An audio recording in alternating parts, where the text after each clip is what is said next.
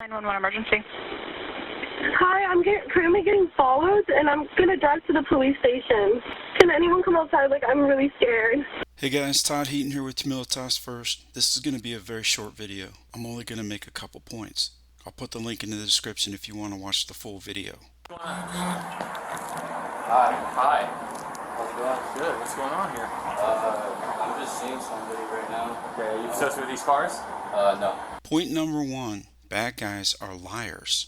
If you listen to the full 911 call, then you would know that it's more probable than not that this is the guy. Okay, alright. Yeah. Well, they'll get you in a sec, okay? Alright. This guy? Hey, chief. Yes, that's a gun. He's pointing at the officer. He shoots the officer and the officer falls down. However, the news stories say that the officer has fully recovered from his injuries. I'm not showing that part in this video due to all the restrictions that come into play when you show the actual violent act. I don't think it's critical to this particular video. The female officer immediately returns fire, stopping the threat.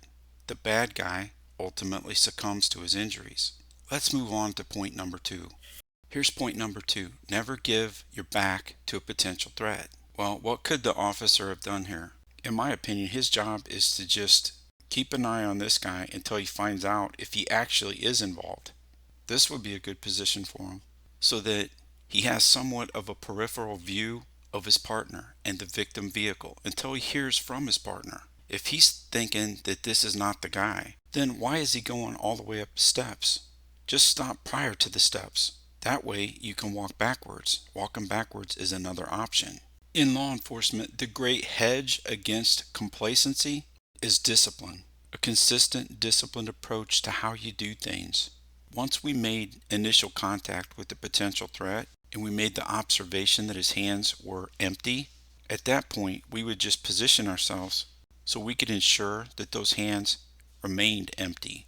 Visual monitoring and positioning are two of the keys to staying as safe as is relatively possible. Who knows what the dispatch actually aired to these officers? Was anything lost in that telephone game, or did all the pertinent information get conveyed? You know, this is sometimes a problem in law enforcement. Bad guys are not only liars, they're also ambush predators. It's always good to position yourself with as many angles as it is possible so that you have as many unknown threats oriented to your front. You know, that front 180 degrees. Let's recap. Bad guys are liars, and never give a potential bad guy your back.